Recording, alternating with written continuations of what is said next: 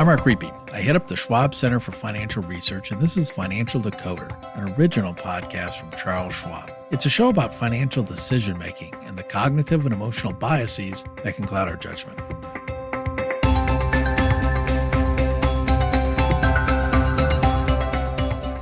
There's a song by folk legend Arlo Guthrie called "The City of New Orleans." It's most famous for its refrain of "Good morning, America, how are you?" The song's about riding a passenger train from Chicago to New Orleans. And there's another lyric that caught my ear last night before I sat down to record this podcast. It goes, "Dealing card games with the old men in the club car, penny a point, ain't no one keeping score." It got me thinking about how we, especially in our financial lives, without even thinking about it really, we actually do keep score. For example, say you want to buy a car. You put away some money with each paycheck, you keep tabs on when you'll have enough money to buy that car. The act of saving for a goal involves keeping score in the form of enumerating how far I am from my goal. That's a simple example. A more complex example is when we check on the performance of a single stock in our portfolio. If the performance of the stock is ahead, then we're in some sense winning. And if it's behind, then in some sense we feel like we're losing. But we need to stop and ask ourselves, winning or losing relative to what? Let's say you have a stock that you bought at $100 per share, and recently it hit an all-time high of $180 per share, but you didn't sell and it dropped back to $125. Now you're holding on to it. Are you winning or losing? Compared to your purchase price, you're winning because you've got an unrealized profit of $25. But compared to the all-time high when you could have sold at $180, you've got a loss of $55. Depending on how you look at it, you either feel good or feel lousy. My point is that how we keep score matters because it influences the decisions we make. In other words, the way we score our activities will translate into emotions and ultimately affect our decision-making. But right now it's time to talk to my guest who has studied loss aversion and related concepts in the laboratory of sports. He's a world-class researcher who has looked at golf and basketball through the lens of some behavioral finance principles. In other words, he's analyzed how pro golfers and basketball players are prone to some of the same biases that might plague you and me in our financial lives. There's a reason he's looked at sports. Sports provide a clean environment to test theories. Sports have rules which eliminate some of the messiness of real life. They also offer vast data sets that can be analyzed. Experiments are complicated to set up and can be kind of artificial, but sports are real in the sense that real people are making real decisions that can have huge amounts of money at stake. Sports can be a great option to see how various theories play out. And the researcher who did all this is Daniel Stone. He's an associate professor of economics at Bowdoin College and chair of the economics department. He's been at Bowdoin since 2012 and teaches courses on microeconomics, behavioral economics, information and uncertainty, and game theory. His research covers a range of topics, including belief formation, political media, and polarization. It's a real pleasure to welcome him to Financial Decoder. So Dan Stone, professor of economics here at Bowdoin College. Dan, thanks for being here today. Thanks so much for having me. You've done some really interesting work on applying behavioral economic concepts to both golf and college basketball. Maybe before we kind of dive into the studies, could you tell us a little bit about how you found your way into behavioral economics and teaching? Yeah, sure. So I am not a person who grew up thinking that I wanted to be a professor. I kind of stumbled into becoming a professor. I tried a couple of things after grad school. I did AmeriCorps, I did consulting, and wasn't sure what to do. So wanted to learn how to understand the world better. And so I gave an econ PhD program a shot and ended up really liking research and teaching there. And then once I was there was the big question of what type of econ to focus on. And I have always been someone who's been very interested in this question of why do people do the seemingly dumb things that they do? How can people make better decisions? How can we live better lives? And that's what behavioral econ is mostly about, right? So behavioral econ is in large part the sort of study of mistakes and foolish behavior by economists. It's not just about mistakes and foolish behavior, but a lot of it is. And so that was right up my alley because I really had the goal of making some contributions to help people to understand the way to make better decisions. Then I got into using sports data to study behavioral econ because it's pretty good data, but I'll hold off on saying more about that for the moment. Well, I think the nice thing about sports is it's just a way of, in a very vivid way, illustrating some of the power of these different analytical techniques. It's not that golf and college men's basketball is all that important, but it's more the other applications of this coming up in people's daily lives that is ultimately what certainly what we're trying to accomplish here, at least in the financial realm. And so maybe I'll start with the golf study, and you were using real data from real golfers and using prospect theory to explain how the golfers were going about playing their rounds. And so before we get to the study a little bit, maybe just to explain what prospect theory is and what really drives it and why it's so important.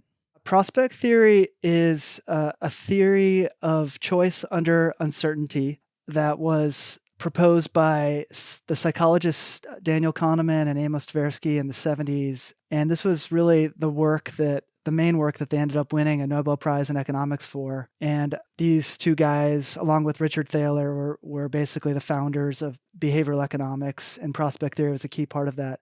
So prospect theory assumes that people focus on changes or differences in their outcomes as compared to what are called reference points when making decisions. So they don't think about how well off they are overall. They don't take a very big picture perspective.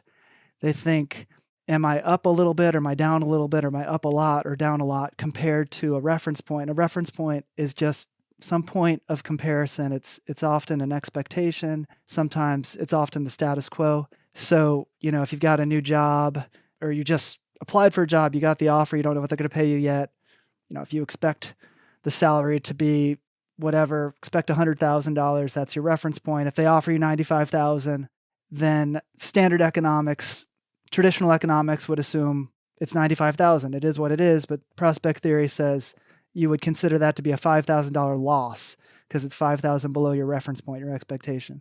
So one big difference between prospect theory and standard or neoclassical econ is that prospect theory assumes people really focus on these differences versus their expectation or reference point.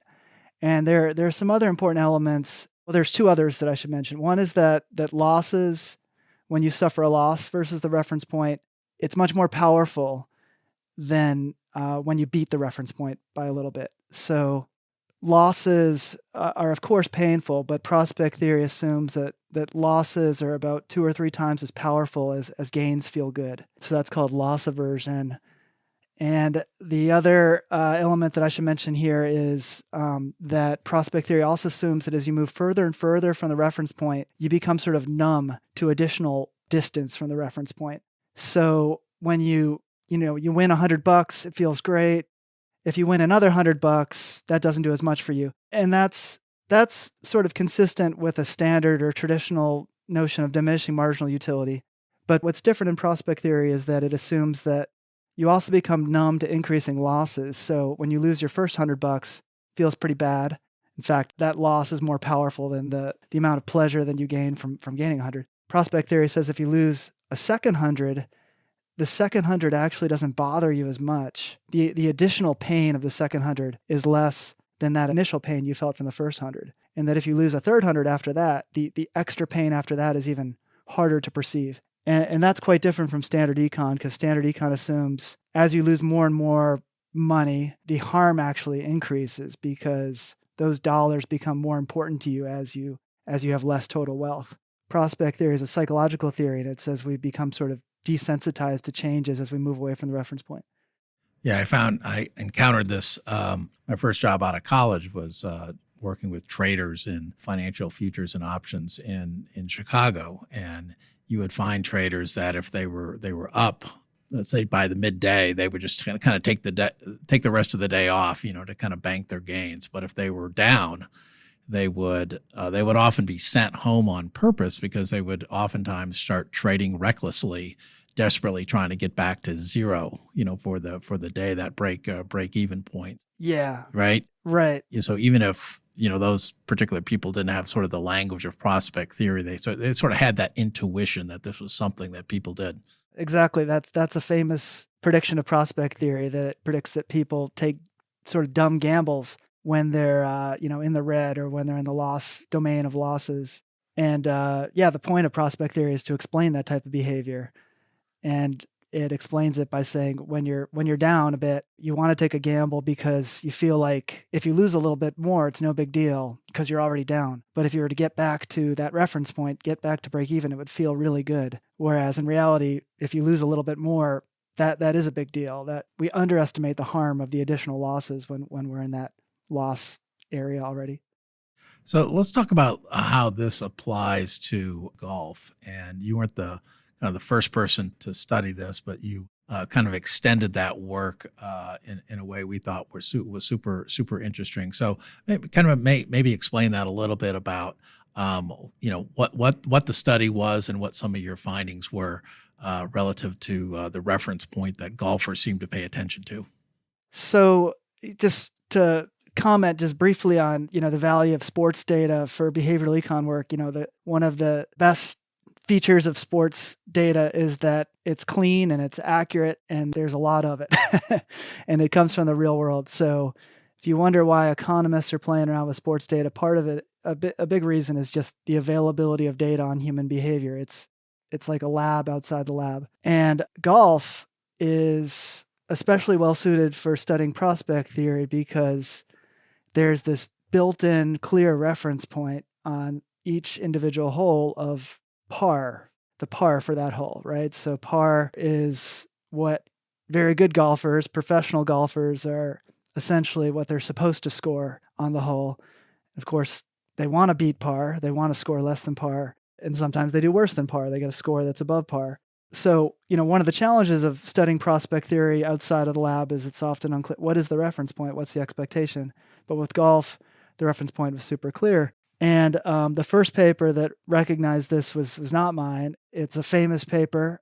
It's discussed in Kahneman's, magnum opus book, Thinking Fast and Slow. And so in this paper, these behavioral economists studied what happens when golfers have the chance to beat par. In other words, they're taking a putt for what's called birdie, that's one stroke below par, versus when they're taking that same putt, a putt from the same distance, same elevation and stuff, but the putt is for par.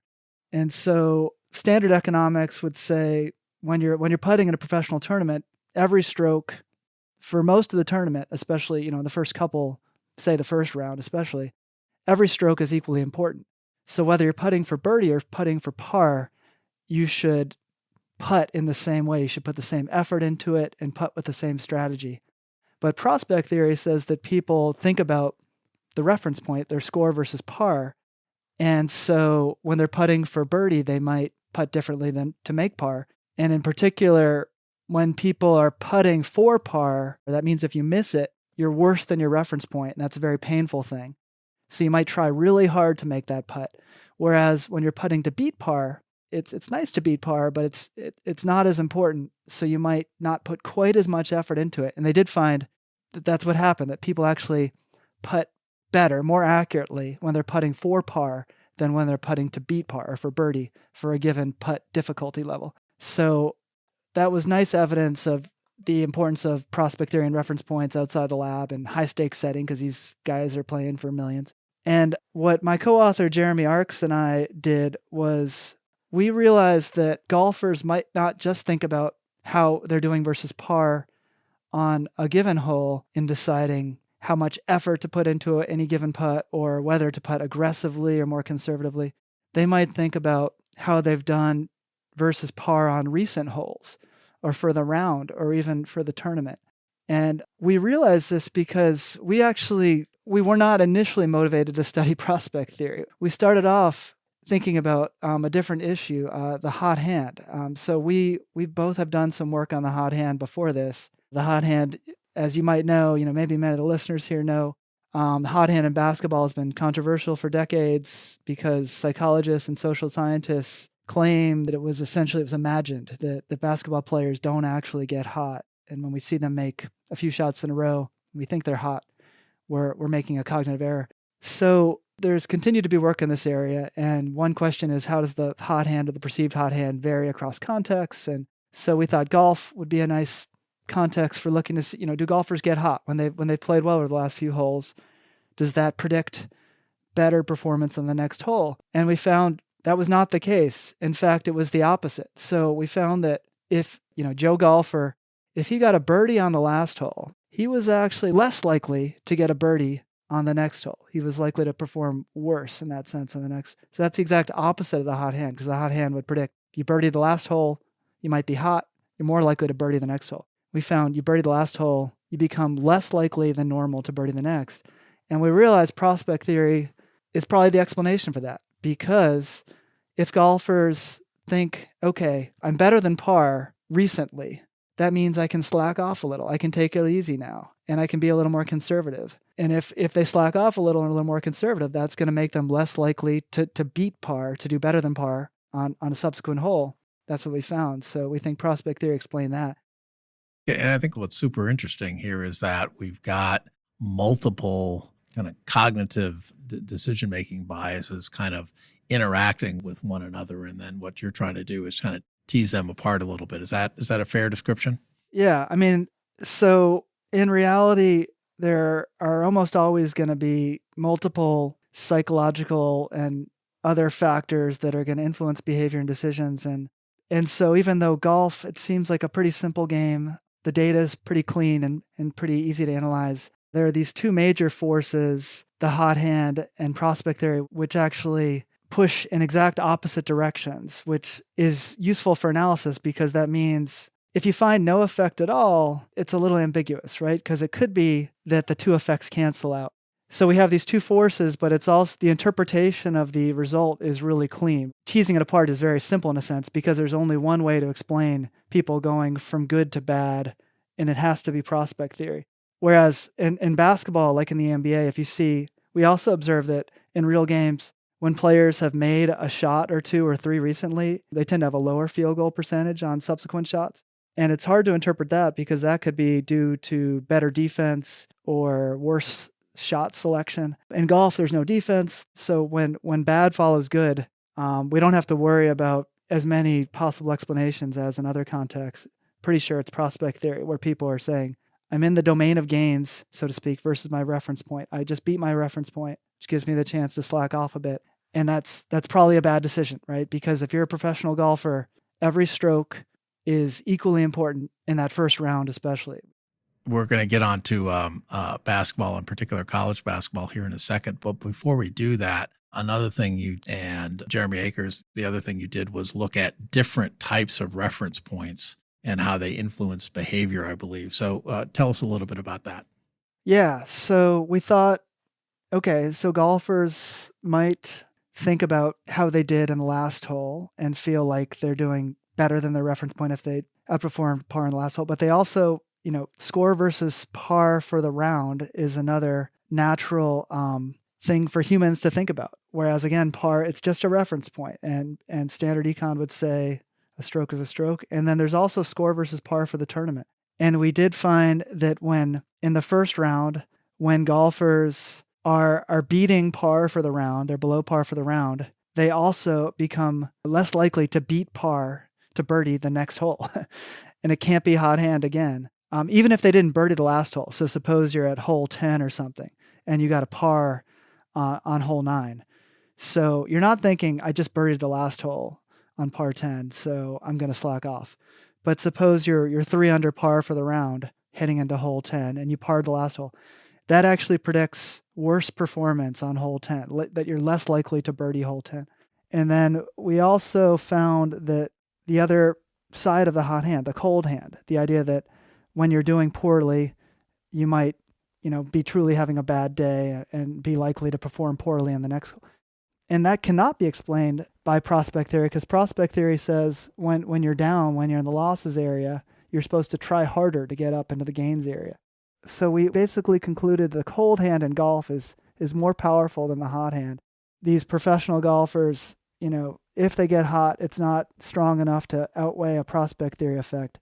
But even though they're pros, they do seem to get rattled and have bad days or bad tournaments, despite the fact that given that you're down versus your reference point, you're supposed to be putting in extra effort and doing better than ever.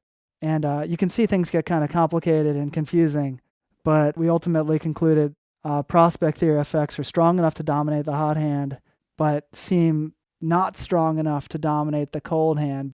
Why don't we move on to the basketball study? Although, just one more word on golf. You got a lot of time between shots, so you're the golfer, unlike the basketball player who's making kind of quick decisions. The golfer has all this time between shots, which they need to focus on the game. But there's all these other sort of emotional factors that are going through their heads as well. So I think makes for a very interesting sport in a lot of ways.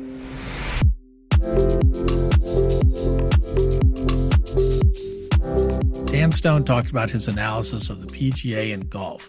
If you're a fan of the links, Schwab has a new original podcast all about golf called Invested in the Game. Host Mason Reed talks with golf entrepreneurs, golf pros, and course architects, to name just a few. It debuted this month, and we'll link to it as well in the show notes.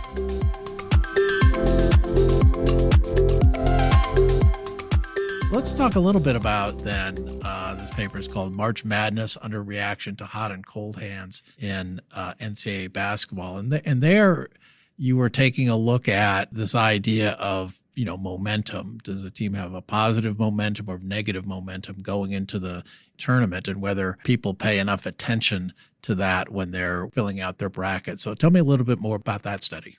Sure. So again, it was motivated by our interest in the hot hand and the cold hand. So we use the term momentum because we're looking at team performance rather than performance by an individual shooter or player.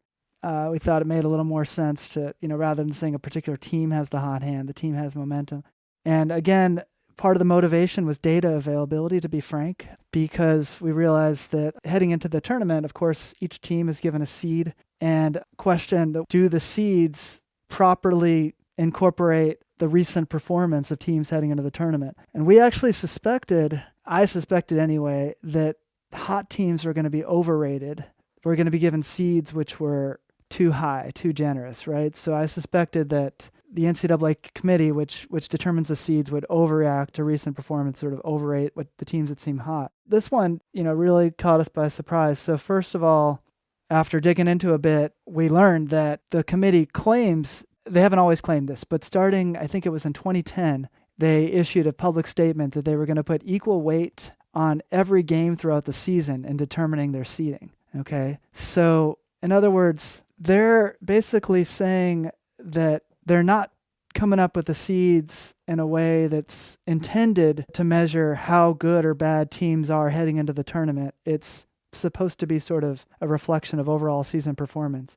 Yeah, a win. I think they've said things like a win in November is just as important as a win in February. Right. So that if teams actually do get hot or cold, that immediately suggests that the teams that are hot are going to be underseeded, because if you're given a number 5 seed, suppose you win your first 20 games and lose your last 10, take an extreme case, and you get a number 5 seed because the committee says, well, it doesn't matter that you lost your last 10, you're 20-10, that's pretty good. That team that's an easy upset, relatively easy upset to predict if the cold hand is real, if the 10 losses are not just a coincidence. And we found that is the case, actually, that starting after 2010, yes, teams that are hot heading into the tournament do tend to do better than other teams with the same seed. Teams that are cold tend to do worse.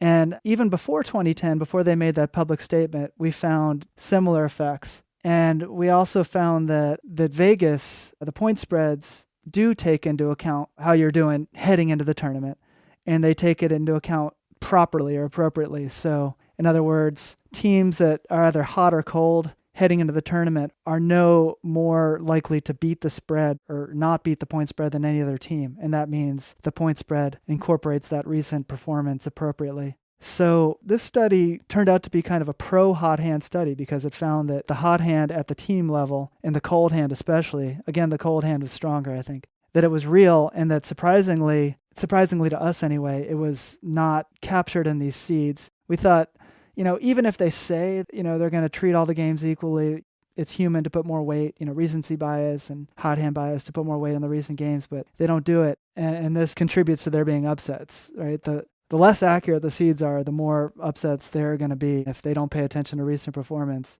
So maybe let's abstract away a little bit from these sports examples. What are some other examples where, whether in finance or business decision making, where you see both of the effects you were just talking about, where you see them play out?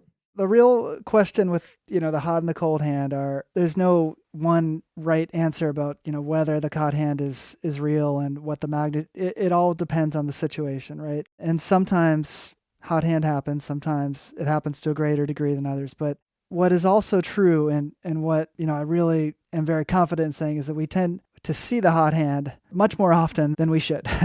In other words, when we see the player make 3 shots in a row, we think they're hot. We think they're better today when they probably just got lucky. And this is called the hot hand bias, inferring or believing something is hot based on too little evidence. And that kind of thing can come up in all kinds of situations, business and non-business situations. I honestly see it in myself doing Wordle. So I'll go through these little streaks of scores that seem good to me, 3 days in a row, and then I'll have another 3 days where my score is worse than what I normally hope to do. And I'm like, oh man, am I losing it? Or I've really figured out this Wordle thing. And of course it's just randomness. It's just flipping a coin and getting heads or tails 3 times in a row. So the hot hand bias, it can affect all kinds of business settings. Anytime, you have someone in a work situation who has, a good performance, a streak of a good performance or bad performances, we have to be careful not to overreact to those streaks and to remember that even due to just total randomness and independent outcomes, we're going to see those streaks. And then in terms of reference points, I think reference points affect consumer behavior, and consumers certainly think very much in reference points, because if you expect Netflix to be $10 a month, standard economics would say if Netflix raises their price by $1, you don't get offended by it. You don't get bent out of shape. You just say to yourself, is this a price that I'm willing to pay? If so, you pay it. If not, you drop your Netflix subscription. But in reality, people flip out after certain price increases, right? That's because they have a reference point, and when the price is higher than that reference point, it feels like a psychological loss, and these losses are very painful. And similarly, standard economics predicts that what workers are paid is quite flexible on the upside and the downside, so that when firms are going through downtimes, firms would say, hey, employees, we have to pay you a little bit less now. We know in reality that doesn't happen much, right? In the downtimes, firms are much more likely to lay off their employees than to cut their pay. And again, I think prospect theory helps explain it, because people hate wage cuts, right?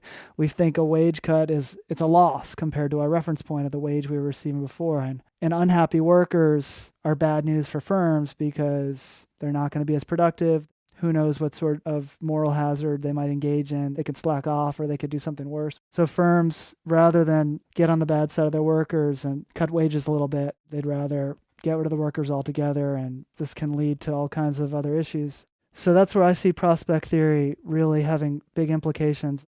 Last question for you, Dan, before I let you go. I wanted to ask you, what are you working on right now? In your research, how are you focusing it right now? Yeah, so I have mostly moved away from work using sports data. I have been working on political polarization, actually, for quite a while. My research and work in this area has been on how do behavioral mistakes, behavioral biases contribute to polarization. And this form of polarization called affective polarization, which is emotional polarization. Why do our behavioral biases make us more emotionally polarized toward those we disagree with politically or disagree with in general, more polarized than we should be, rationally speaking? And I'm still thinking about that stuff, working on that stuff. Have this project called Media Trades. We try to get together people with different viewpoints on political issues together to exchange media content, get people out of their echo chambers a little bit. So, trying to save the world with that stuff. Got a ways to go, but I'm trying anyway. Well, that's a really important work. Glad you're focusing your analytical superpowers on that. Professor Daniel F. Stone is an associate professor of economics at Bowdoin College. Dan, thanks for being here. Thank you again for having me. It was a lot of fun. Enjoyed it. We'll have to wrap it up there. Daniel Stone is an associate professor of economics at Bowdoin College and chair of the economics department. I also wanted to mention that he's also used some of these techniques to look at political polarization and written a non-technical book on applying behavioral economics to this issue. The book is titled Undue Hate, a behavioral economic analysis of hostile polarization in U.S. politics and beyond. We'll include a link to it in the show notes. As I mentioned at the outset, we keep score in many parts of our financial life, and that means it helps to have an understanding of prospect theory, loss aversion, and reference points. The key point for me is to understand your reference point. This is the point against which you compare your performance. The easiest thing to do with your portfolio is to look at each and every part of it to see if you made money today or lost money today. That's useful, but what's more useful is to compare how your overall portfolio is doing. If you're diversified, it's unreasonable to expect everything to do well on every day. You also need to look at your goals and ask yourself, am I still on track to achieve my financial goals along the timeline I've established? Everyone wants to shoot the lights out when it comes to performance, but it's not realistic to do that each and every time period. If you're still on track to reach your goals, then you have less to worry about. The point is to keep your eye on the prize. What's my ultimate goal? Figure that out and use that as your most important reference point. In sports like NFL football, if a team has a winning record of 14 wins and 2 losses, they don't get too worried about the last game of the regular season. They're in the playoffs. They've probably earned home field advantage. Their main goal, their reference point, is to win the Super Bowl, and they aren't going to do anything in that last regular season game to jeopardize that. Going back to financial matters, let's imagine you're keeping score and you're coming up short relative to your long-term goal. Here's where sports analogies break down. Lots of sports is black and white, winning or losing. Much of real life isn't like that. Let's say you have your dream home in your sights, but it's just a little bit out of your price range. So you adjust. Maybe you look for a home in a neighborhood that's not quite as expensive, or you search for a 2-bedroom instead of 3. Maybe you decide you don't absolutely need a pool. Life is lived along a continuum. It's not all or nothing. Sometimes you have to adjust your goals. If you can't buy your ideal home, you don't throw up your hands and quit. You tweak your goal. You adjust your reference point as needed, and it's far better to be realistic. And with that, it's a wrap on this episode. Thanks for listening. I'll be back in a couple of weeks with another show. In the meantime, if you'd like to hear more from me, you can follow me on my LinkedIn page or at X at Mark Riepe. That's MarkRiepe. And if you like the show, please consider leaving us a rating or review on Apple Podcasts or comment on the show if you listen to it via Spotify. We always like new listeners, and if you know someone who might like the show, please tell them about it and how they can follow us for free in their favorite podcasting app. For important disclosures, see the show notes and schwab.com/financial decoder.